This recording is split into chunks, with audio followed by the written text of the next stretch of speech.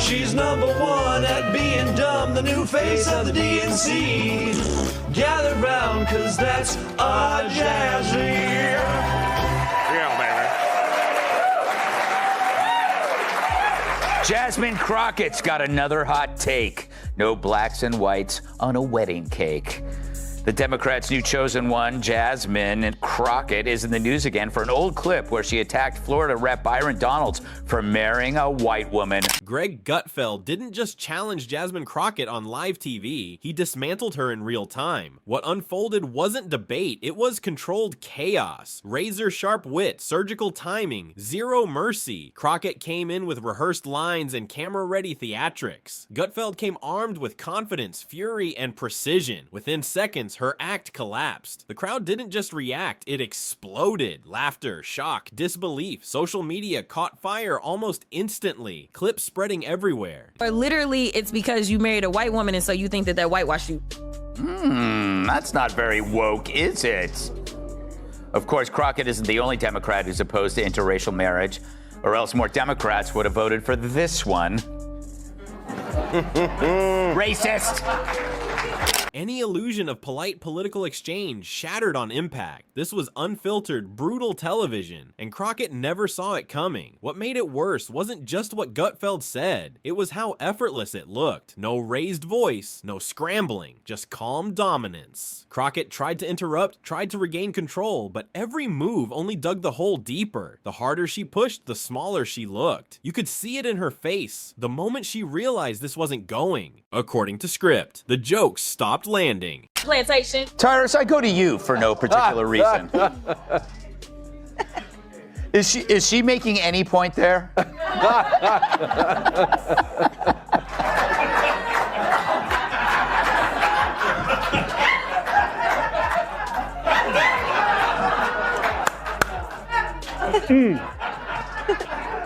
Like this makes me wish my mom made different father choices.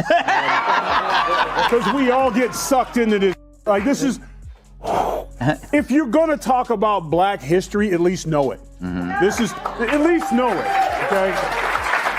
If you're enjoying this breakdown, subscribe. And small talk never makes it past the door. He cuts through nonsense with precision, sarcasm, and ruthless timing. So when Jasmine Crockett stepped into the spotlight armed with theatrics and a hunger for attention, the collision was inevitable. The second she tried to turn the exchange into a performance instead of a discussion, she sealed her own fate. She walked in expecting a controlled sparring match. Instead, she ran headfirst into Greg Gutfeld, a man who doesn't pull punches. But it goes back to, that was 45 seconds of some of the, like, Kamala, you good right now. That was some of the dumbest I ever heard in my life. Here's the thing. This goes back to what we talked about earlier. They never have a solution. Just listen to your dumbass talk. You want to talk about agriculture? Why don't you fix the lottery? Why don't you make it easier for people who want to come into this country to work in agriculture and equitation and factories? Get rid of the lottery. Open it up. Talk to the president. Like, hey, we got a plan. We want to make it easier for people who can vet and come in and work in this country. Come up with an idea besides, any of y'all want to pick cotton? We're like, we're in suits in the middle of the Midwest. Why would we pick cotton? It's like the extreme stupidness of what she speaks. I'm so angry right now. And doesn't soften blows and doesn't miss. He came prepared with timing, facts, and firepower. And once the first strike landed, there was no turning back. From the moment Crockett opened her mouth, it was clear she'd misread the room. She leaned into theatrics, expecting applause and safe footing. Gutfeld leaned back and waited. He let her talk, let her posture. Then he cut in, short, sharp, decisive. She's so rotten, she wants migrants picking cotton. We present to you Democratic Congresswoman Jasmine Crockett, who made this shocking argument why America needs immigrants. Roll it, Alfred. So I had to go around the country and educate people about what immigrants do for this country, or the fact that we are a country of immigrants. Right. The fact is, ain't none of y'all trying to go and farm right now. Okay, so I'm lying. Raise your hands. when the wheels fall off. You're not. We done picking cotton. We are. You can't pay us enough to find a plantation. Because this is where it turns ugly. What followed wasn't a debate gone wrong. It was a miscalculation exposed. Instead of easing into a discussion, Jasmine Crockett charged in loud, confident, and completely unprepared. She's never been known for depth, only delivery. Her brand runs on interruptions, buzzwords, and viral theatrics dressed up as conviction. It works on social media. It fails under scrutiny. What some call passion is really performance. A loop of outrage engineered for clips, not clarity. And in a room that rewards precision over volume, that kind of act doesn't survive. It collapses. But Greg Gutfeld doesn't waste time wrestling with noise. He cuts straight through it, calm, deliberate, and armed with that knowing grin. He let the outcome speak before the words even landed. When Jasmine Crockett launched into her familiar routine, deflection, outrage, and recycled theatrics, Gutfeld didn't argue policy. He exposed the performance. With precision and biting humor, he said what others avoid. This wasn't leadership on display. It was branding. A manufactured storm of indignation packaged for headlines, not results. And once the mask slipped, there was no putting it back on. Kilmeade, she's getting to be the face of that party. I know, thanks to your show. Yeah. I don't know what's more popular, this or The View on Gutfeld. But a couple of things. Did you see, at first I thought she was doing it for comedic purposes, but you watch back, nobody had a response. They didn't know what the hell she was talking about. And she's like, oh, really? Farming? Yes, it's called eating, farming. America's got the best farmers in the world. There's glory in doing it. People do it, and the people don't do it by hand anymore. This isn't 1820. So I was just stunned by what she's saying. But the weird thing is, she probably left that room thinking she knocked it out of the park. And I don't think that anyone can stop her from being the face of the party, except Bernie Sanders, who's 111 years old, talking about oligarchs. Every line he delivered landed with intent. No shouting, no theatrics. Just calm pressure applied exactly where it hurt most. Crockett tried to pivot, tried to escalate, but each move only exposed the hollowness underneath. The more she leaned into outrage, the clearer it became that outrage was all she had. Gutfeld didn't chase her arguments. He let them collapse under their own weight. And as the performance unraveled, the room caught on. She wasn't asking questions. She was delivering lines. She wasn't defending ideas. She was chasing applause. In Greg Gutfeld's arena, that's fatal. His response didn't rely on volume or theatrics. It was deliberate, controlled, and cutting. He didn't raise his voice. He held up a mirror, and what stared back was empty rhetoric, recycled slogans, and logic stretched to the breaking point. The contrast was brutal. Crockett built her reputation on viral outrage and made-for-TV chaos. Gutfeld stripped it down piece by piece, exposing how fragile the act really was once the cameras stopped rewarding noise. What followed wasn't a shouting match, it was exposure. Do you have an opinion on this? Or should I move on to somebody? No, I just... It has to come from me. Yes. Okay? None of y'all are qualified. Not just, for one thing, I'm mad at Charmaine the guy because he should have kicked her out. See, the problem is that we are allowing our own culture to be openly racist and get away with it. Now, if a white person is offended by that, and they should be, they say something, it's like, it's not the same thing. But if you say that, and another brother looks at you and goes, man, you wrong for that.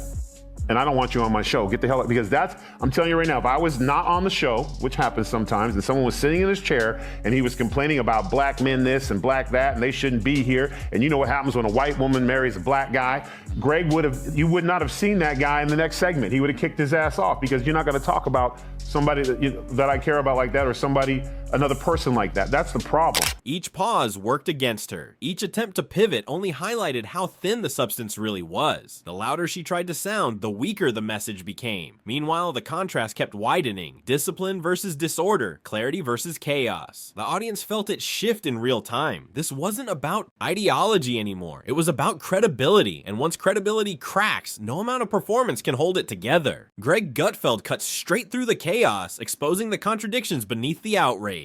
One moment, Jasmine Crockett talked about unity. The next, she painted disagreement as sabotage. Gutfeld didn't argue. He dissected. Calm, precise, precise, and unforgiving. He revealed the gap between the rhetoric and reality. Then he went further, past the theatrics, past the sound bites, straight to the record, or lack of one. For all the noise and viral moments, there was nothing concrete to point to. No wins, no progress, just attention. Gutfeld stripped the illusion bare and exposed what remained, a brand posing as leadership.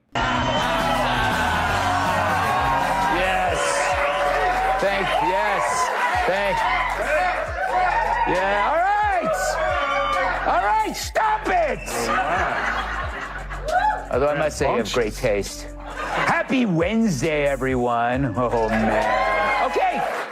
Performance mistaken for impact, and a politician chasing visibility instead of results. Greg Gutfeld cut through the chaos and exposed the contradictions driving Jasmine Crockett's act. One moment she preached unity, the next she framed disagreement as hostility. Gutfeld didn't argue with it, he dismantled it. Calm, precise, and relentless, he peeled back the rhetoric and forced the focus onto reality. And that's where the performance collapsed. Beneath the outrage and viral moments was an empty record. No measurable wins, no tangible results, just noise. Gutfeld stripped away the illusion and left the truth standing. This wasn't leadership on display, it was branding. Attention chasing impact, spectacle substituting for substance. Crockett's defenders rushed in fast, swinging wildly and flooding the space with excuses. They leaned on identity politics, branding every criticism as bias, sexism, or fear of her supposed influence. Greg Gutfeld wasn't interested. He cut through the noise with calm precision and made the line unmistakably clear. Accountability isn't oppression. If she couldn't handle scrutiny, she had no business demanding authority.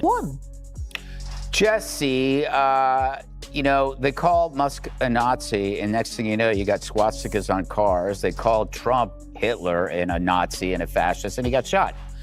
So I don't really ever see that happening on the Republican side when we make fun of Democrats. It's also about the supporters. It's not just the leaders. It seems like Democrats are easily programmed to do bad things. Yes, they are. They're very easily programmed, Greg.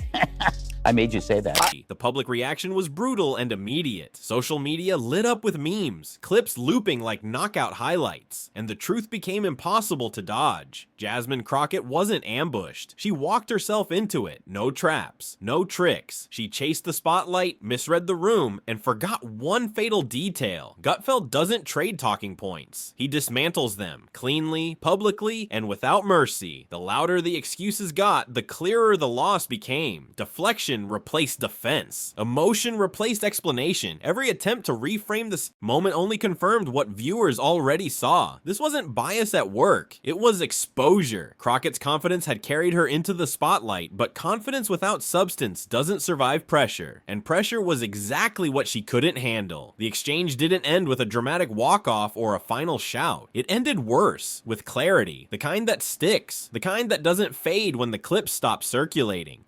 First, they cursed, now they thirst for blood. Jasmine Crockett is upping her temper tantrums, now saying the only way Democrats can win elections is by throwing hands. I think you punch. I think you're okay with you okay with punching. It's Ted Cruz. I mean, like, this dude has to be knocked over the head, like, hard, right? Watching it unfold felt like someone trying to stop a wildfire with glitter. Flashy, pointless, doomed from the start. Even her most loyal supporters started to drift, realizing this was a loss they didn't want tied to their names.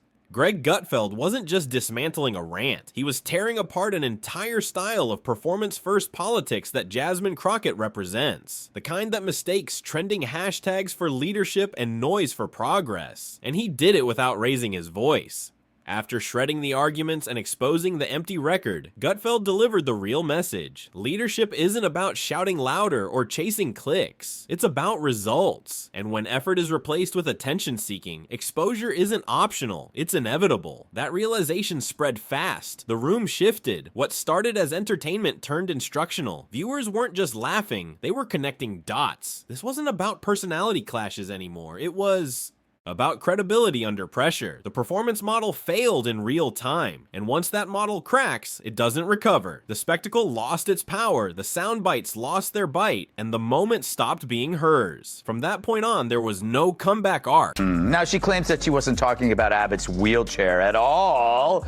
Yet she's mentioned Abbott's wheels before. In 2022, she posted Beto's rolling around the state. Where's Abbott rolling to? And according to the Washington Free Beacon, Crockett also liked several Facebook comments referring to Abbott as Hot Wheels back in 2020. Only the slow, unmistakable fate of an act exposed too clearly to be rebuilt. This wasn't just a takedown, it was a warning delivered live. Greg Gutfeld didn't simply dismantle Jasmine Crockett's performance, he turned it into a public lesson for anyone addicted to applause.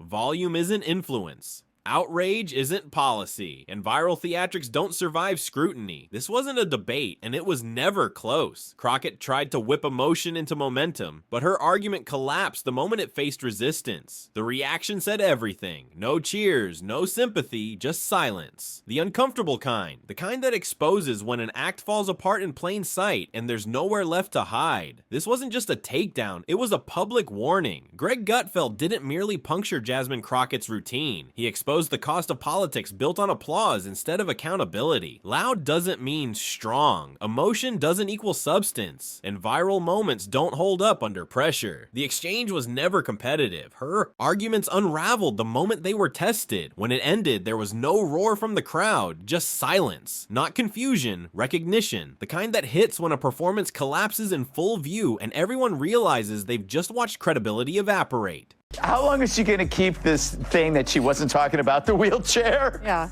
Come on, babe, you know you're full of and all that, Jasmine. I think what happened was AOC was like, you guys, I need to triangulate and be serious now because I'm going to be a senator. So someone has to be a talking attention whore. Who's it going to be? And Jasmine raised her hand and goes, excuse me, Congresswoman Cortez, I speak jive. What it is, mama. Crockett tried to claw her way back, firing off buzzwords and half-finished lines, demanding the floor as control slipped away. None of it landed. Every phrase bounced off Greg Gutfeld's calm like rain on steel. The harder she pushed, the more desperate it looked. Meanwhile, Gutfeld stayed unshaken, measured, composed, almost bored. He didn't raise his voice or rush a response. He didn't need to. Each reply was clean, precise, and quietly devastating. It wasn't loud domination, it was total control. By the time the exchange ended, the audience wasn't just reacting, they understood. This wasn't noise versus noise. It was reality overrunning performance in real time. Crockett scrambled, throwing out familiar buzzwords and demanding space as the moment slipped out of her control. Nothing stuck. Every line slid off Greg Gutfeld's steady composure. The more she pressed, the more unsteady she appeared. Gutfeld stayed relaxed, almost indifferent, responding with precision. Instead of volume, he didn't interrupt, he ended arguments. Each reply landed clean and final. It wasn't aggressive, it was effortless. And that ease made the imbalance impossible to ignore. What was meant to be her showcase turned into a live demonstration of what happens when performance meets resistance and collapses. She gave it everything she had, and it still wasn't enough. Because volume isn't vision, and hashtags don't create policy.